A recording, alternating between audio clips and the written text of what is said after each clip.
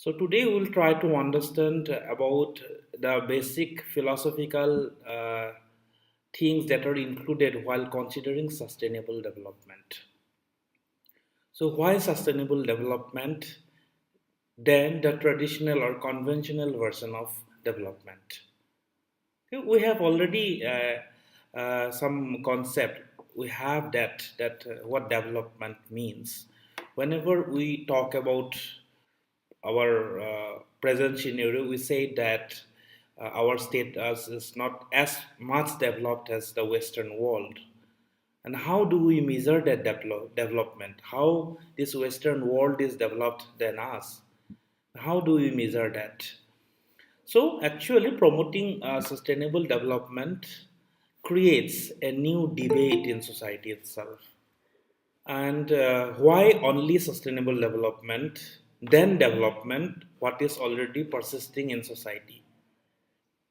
This debate is basically focused on human environment relationship and social progress, then character of development in north and south, then present and future, then high consumption societies versus third world. So when we talk about development, in earlier conventional what you call definition of development, we do not consider the relation between man and environment. And at the same time, we do not consider social progress or social change. Suppose a society has lots of conflicting situations earlier. Now there is what you call there is no such kind of thing in society. Now that can be called a social progress. But in earlier conventional method or conventional paradigm of development, these issues were not considered. So lots of debates have what you call debates comes up when we consider or when we promote sustainable development over development itself. Even the character of development in north and south, you know it.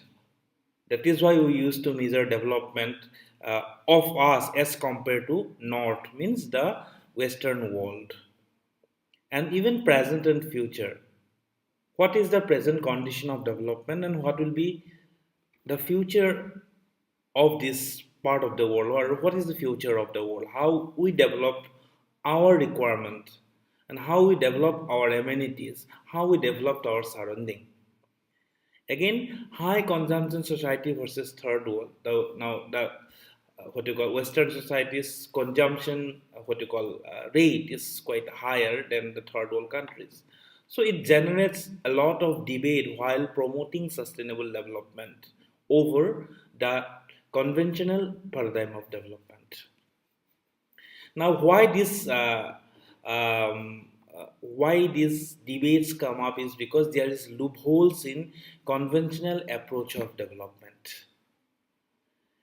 They see development as simply modernization of the globe along Western lines. They even we are looking development through the Western glass or Western spectacles. Why?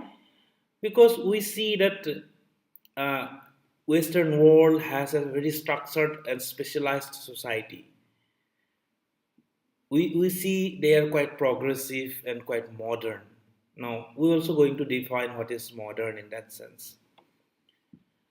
So we try to what will compare development with Western version of development, and Western version of development is about modernization and more structurally specialized society and differentiated society. Now, what are the hallmarks of modernization? That modernization, what we call to development. So, we call it modern or developed conventionally as if there is technically sophisticated and urbanized society. If the society is technically sophisticated and urbanized, then we call it modern and we call it developed. And increased use of markets for the distribution of economic goods and services. That is also a hallmark of modernization or development.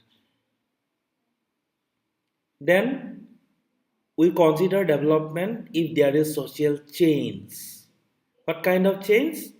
Development of representative democracy means we select our representative by votes, we have the power on votes, increased mobility, and the weakening of traditional elites means kingship group or community ties all should be weakening, and there is increased mobility among different communities. Then we call it social change. There should not be any kinship or group, what you call, or a kind of, even we call monarchy is there. Then we don't say as social change under conventional method of what you call development. Then even that conventional method of or that conventional definition of development defines modernization as promotion of individual growth and self advancement. Individual growth has been given more priority than group development or group growth among the particular group of people. More interest has been given on self advancement than as a whole social advancement. That is what the conventional method of development is. More than that, even taming wilderness into natural park, harnessing wild rivers to make energy, clearing forest for agricultural productions are hallmarks of modernization. We create natural parks, we create dam to create electricity, we clear mass area of forest for our agricultural enhancement or what you call enhancement in agricultural productions. All these are hallmarks of modernization under the definition of conventional what you call definition of conventional development. We try to see development like this only. If there is if a government is what you call constructing a natural park, we said, wow, our state is developing. More and more natural resources are extracted, and there is industrialization everywhere. There is urbanization everywhere.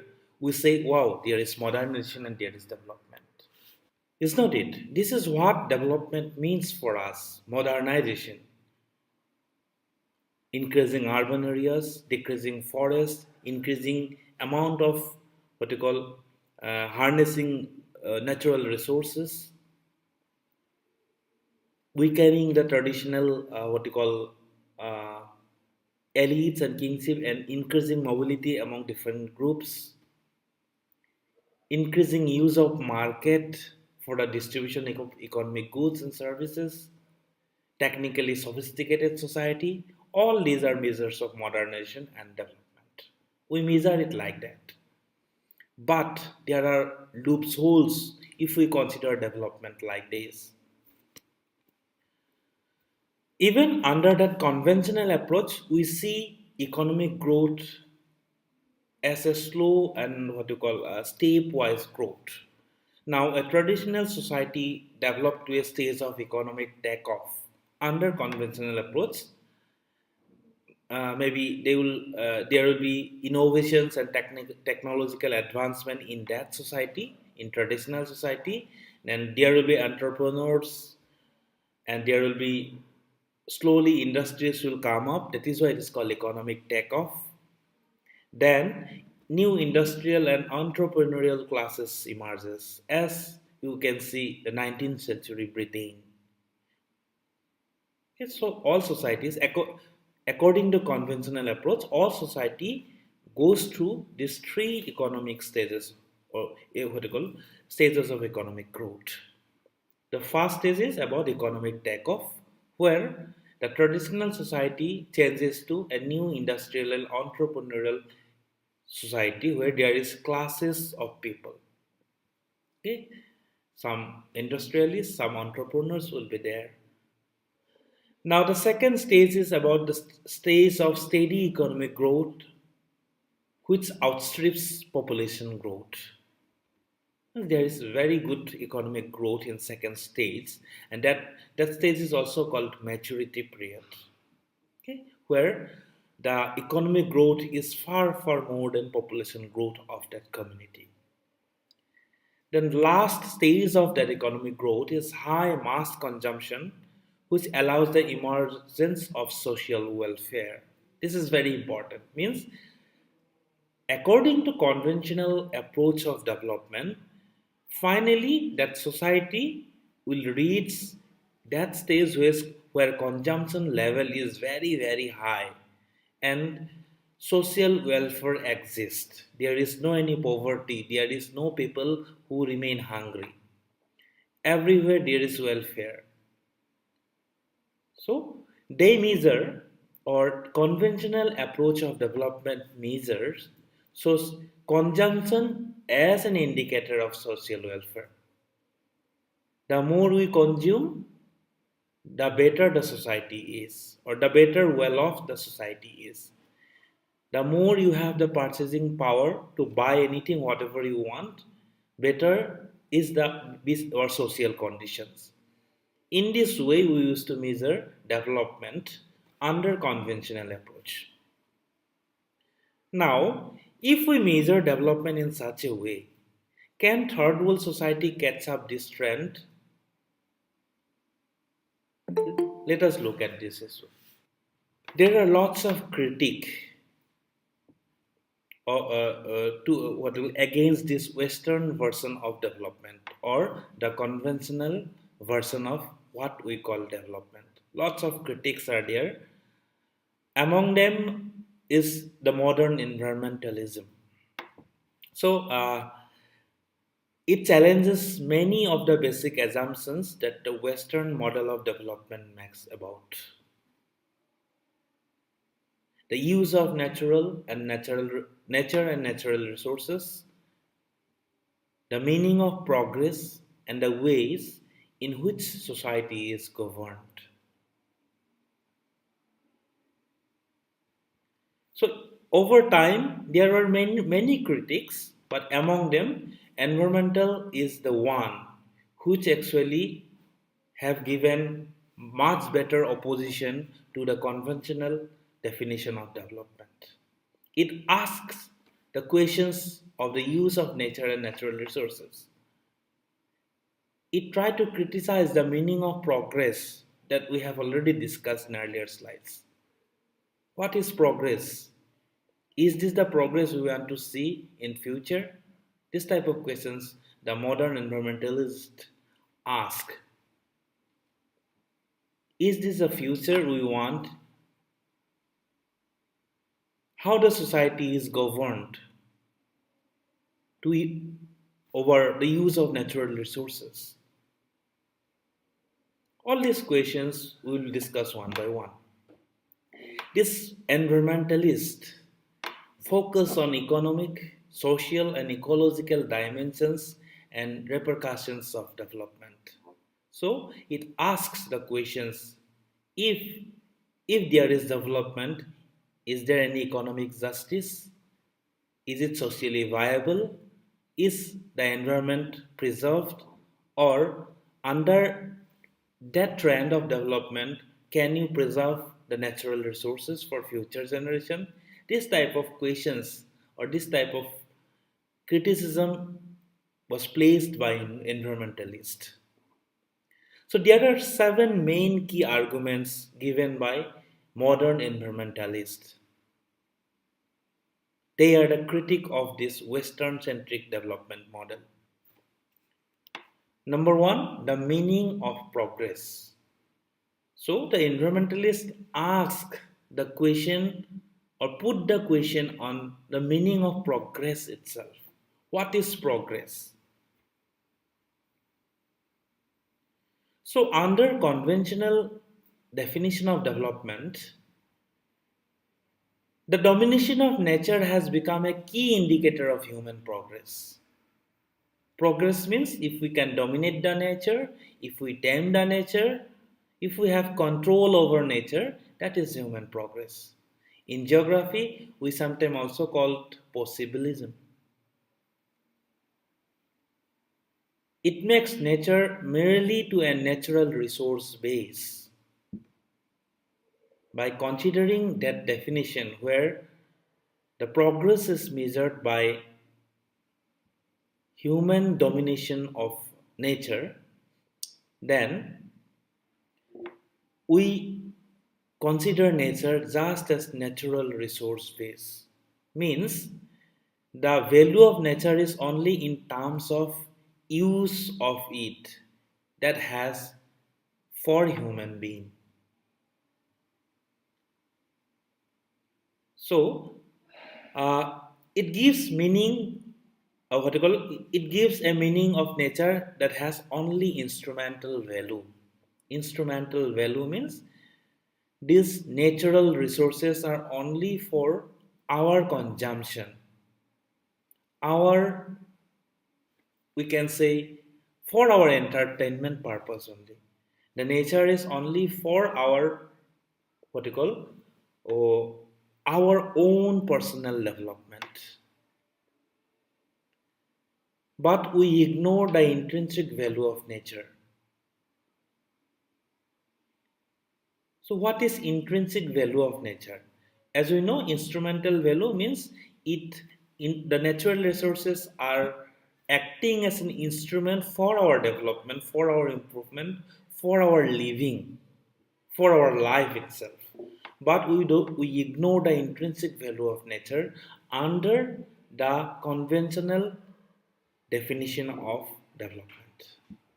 So, this intrinsic value of nature, which is ignored, is the value above usefulness to human.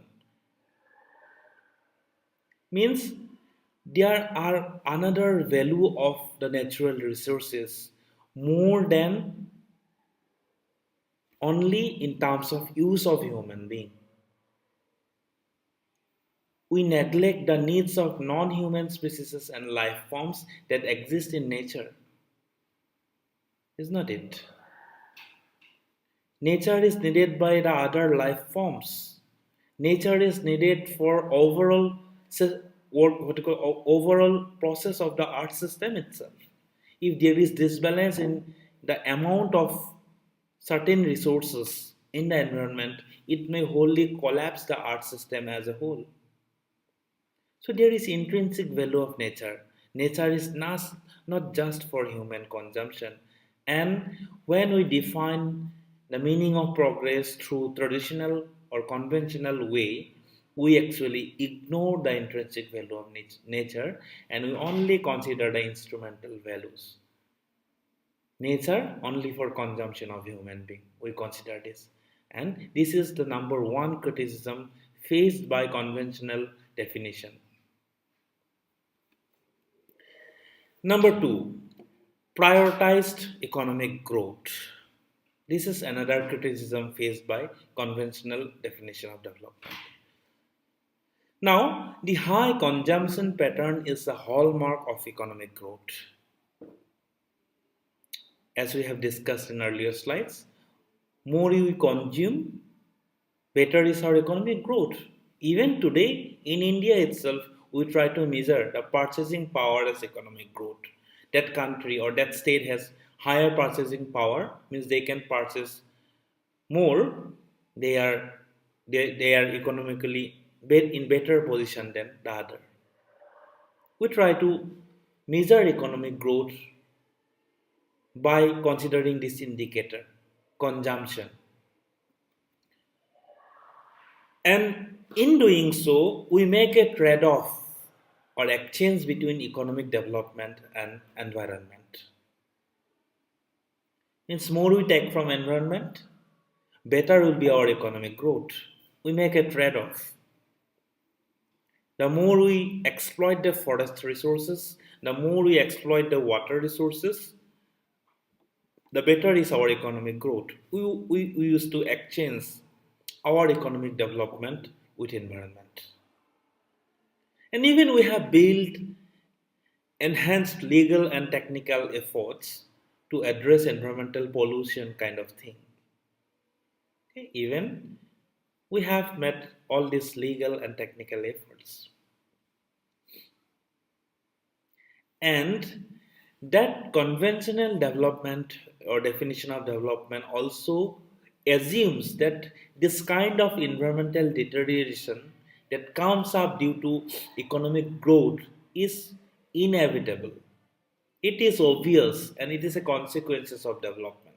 They consider that whatever deterioration is going on in the society, in the environment due to our economic growth, this is quite okay. It's inevitable and it's consequences of development. It has nothing to do. They have nothing to do with this environmental degradation because their priority is only economic growth. They are not looking back at what they have done to the environment itself. They only look at the progress, economic progress. So that is the second criticism faced by the conventional definition or conventional approach of development. Now, the third is meaning of human welfare, as we have discussed in earlier slides also. So, even human welfare is measured by means of standard of living under conventional method of development. So, the amount of this standard of living is again defined by the amount of disposable income that an individual has to purchase goods and services. Means human welfare is indirectly defined by the amount of income, how much income a person what you call has, or how much person income a family earn in a month or in a year. We try to measure welfare by comparing our income. So the model is based on uh, individualistic consumption rather than fostering social cohesion leads to increased inequality. Why? Because when we consider income as a measure of human welfare, means if you have more income, mainly individualistic consumption, if you have more income, then you are more well to do than the other. We try to measure welfare like this: more income, more well to do. And when we consider this individualistic way of consumption, it actually creates social inequality. Some people have very high, as you know, in our country, only 2 to 3% of population have very high income, and some people even they cannot earn even 20,000, 30,000 rupees in a year, and someone is earning 20,000 in one day itself. So there is high disparity in income. It means, is it welfare in our country? If we measure the income level, it is not. So that is a question of welfare. What this conventional definition of development considered. This is not welfare. If income is more, welfare is more. It is not. It is not true. So, environmentalism focuses not just on standard of living, even though standard of living and income is a matter of concern, but environmentalism do not just focus on that, but they also focus on quality of life. Now, this is very what you call a very different outlook to look at the society itself. Here, we look at the quality of public domain, such as through the provision of public education, healthcare, and environmental protection. Then we call a good quality of life. If we have better public education system, we have very nice healthcare facilities, and we have provisions to safeguard the environment, then we call it actually a good quality of life. Then even if you are living in a very what you call privatized education system, or you don't have a better healthcare facilities for public domain, then even though you have very high income, if you don't have this type of facilities, then we call it low quality life. It's not it. Even though if you are living, if you have very high income, but you are living in a polluted environment, then your quality of life is not okay.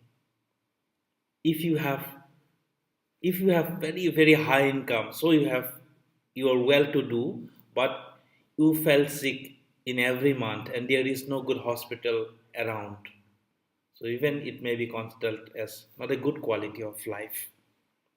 Indeed, this quality of life is considered as one of the most important indicators of welfare, not just income or standard of living. Okay, so this is one important criticism faced by the conventional definition of development. Next is social stability. So, number four is social stability.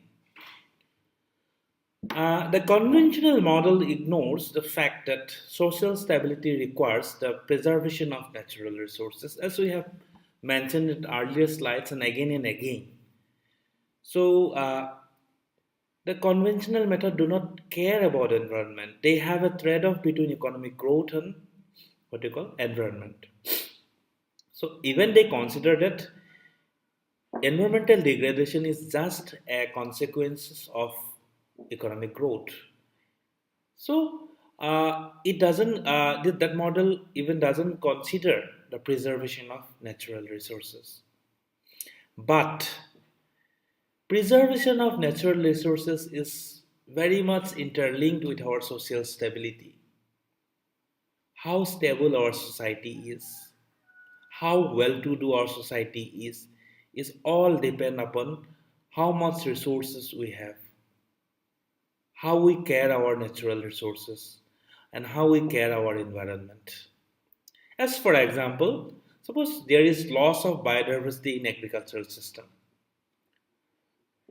Suppose if you consider a small tribal society, now they are based on a certain agricultural system which is completely linked with the biodiversity.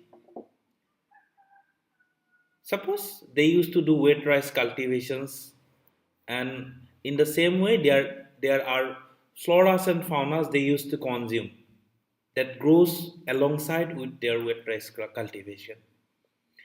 Now there is sudden change in biodiversity due to modernization, so-called Western definition of modernization, and the use of pesticides to increase the production.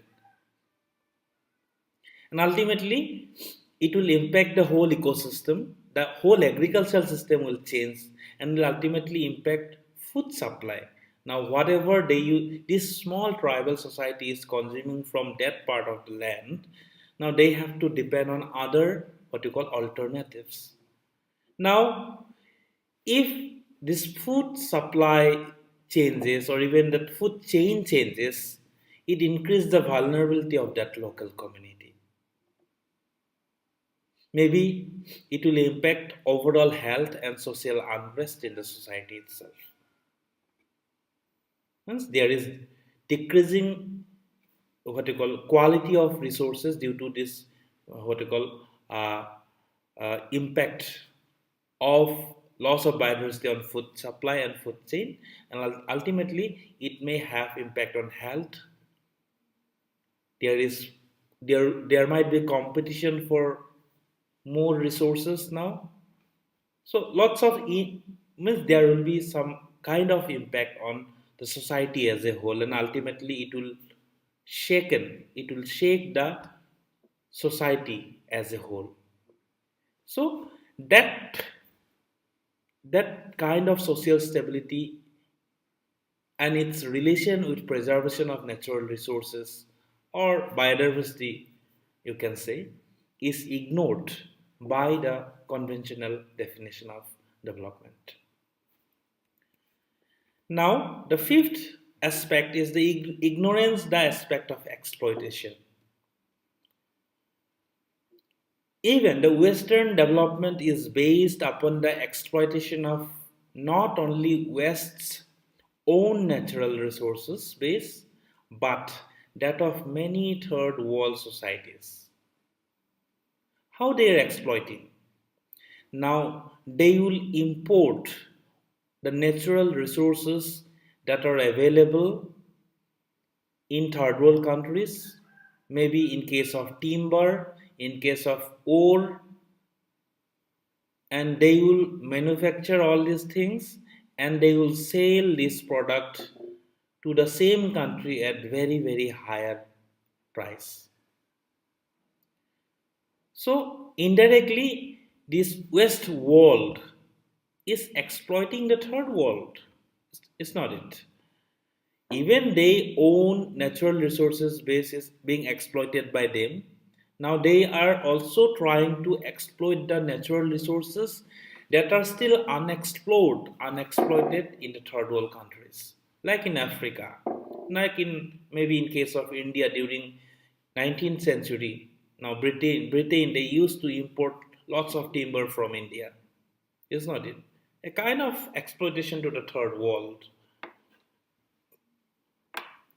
and it caused underdevelopment by creating resource poverty and culture of dependence. Now, how we depend upon them? Now, they will import whatever resources they can, they will manufacture, they will advertise, and they will say that, this is the good product you should use. And ultimately, we have to buy that product so that we can go up to their level. Indeed, it is not possible to reach to their level of development. Uh, we cannot even reach to the consumption rate of Western world as we are now. It is not possible. But indeed, we depend on them because they are showing a Western version of development and which we always follow and we always try to do that. That is what we call cultural dependence here. The Western model condemns third world societies to backwardness while ignoring their long traditions of community resource management, which developed a body of indigenous knowledge which enable many traditional societies to live in harmony with their natural surrounding. So this Western world, they say that these third world countries are backward and they ignore that even this traditional society, they are well to do and they know how to live in harmony with the nature. These societies, to a certain extent, are unexploitative to the nature itself, but they are living. But this aspect is ignored by the third world. They see it as backwardness. But indeed, this is not backwardness, but this is adjustment with the nature. There is an indigenous knowledge base among these societies, which enable these societies to live a cordial relationship with nature. There is no any exploitative behavior of this community towards nature like the Western world. So this aspect is ignored by the Western definition of development itself.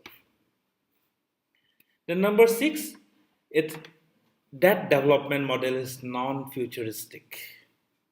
Why? Because it is not possible to achieve a global replication of affluent lifestyle of high consumption economies of the North.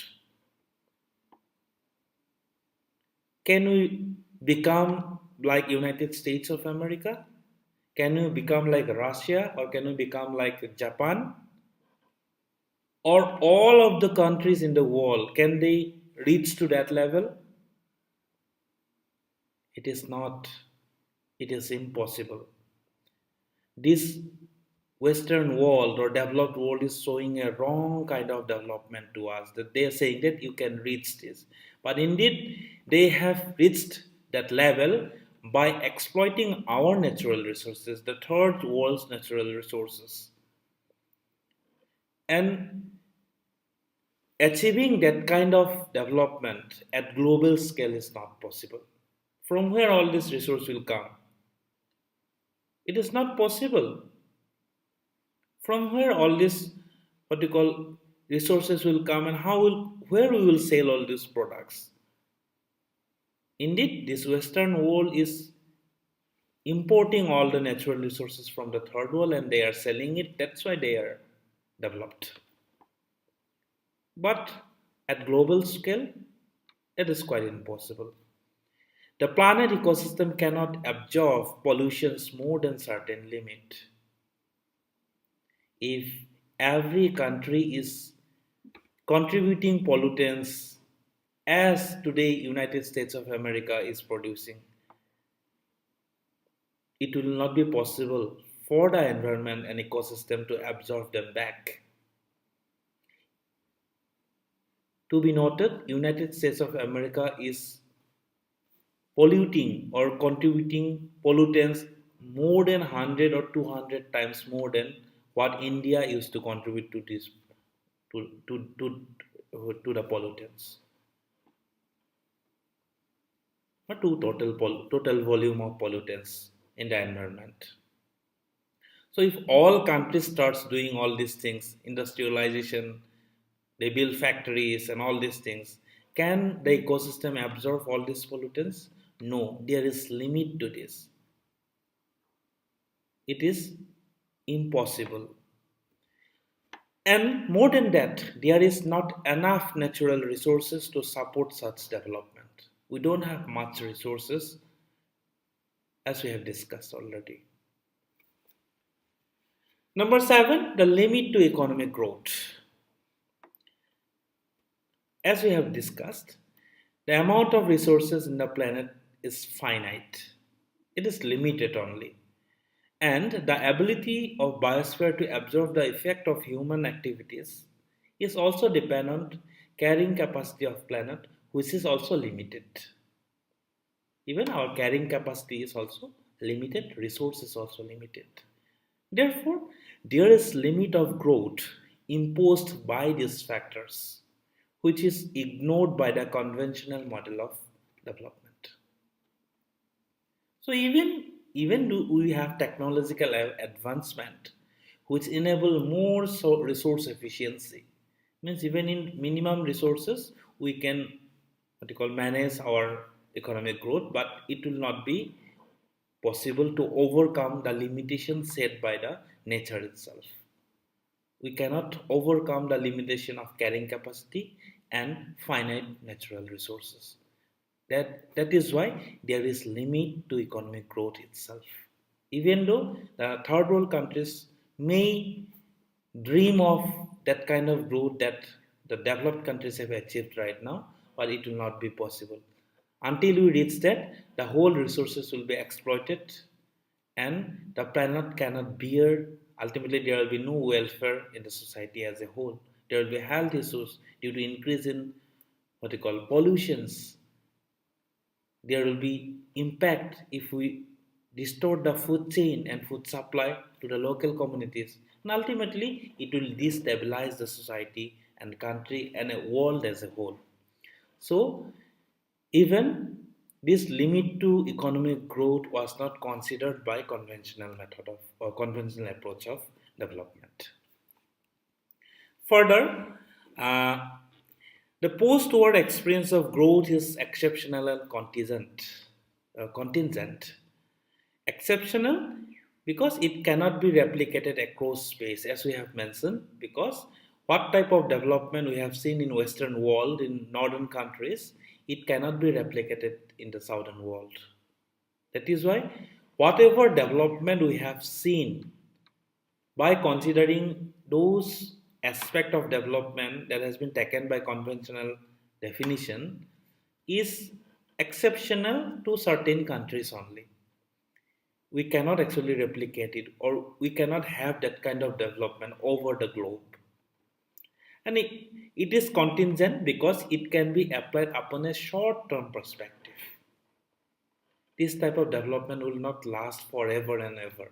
It is a very short term what you call development, maybe 100 year you can say, but after 100 year there will be deterioration of or degradation of this growth. So all these seven aspects are the main what you call questions put by the environmentalist regarding the conventional definition of development. So, what new definition we should consider while we consider the development? If we need to consider all these aspects, the society, mainly the society, economy, and environment.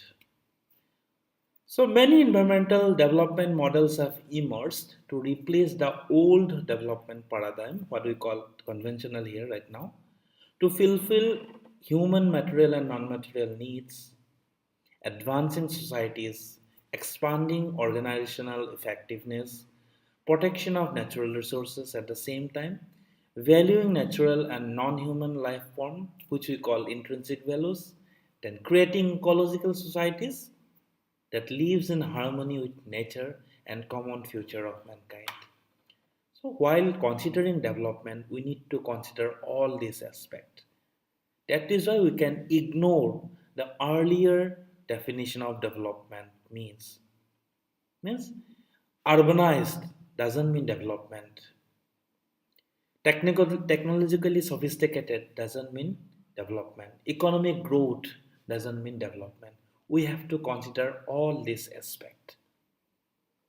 Valuing natural and non-human life form, creating ecological society that lives in harmony with nature, what will be our common future, not your personal future, protection of natural resources, all these aspects must be included in the definition of development.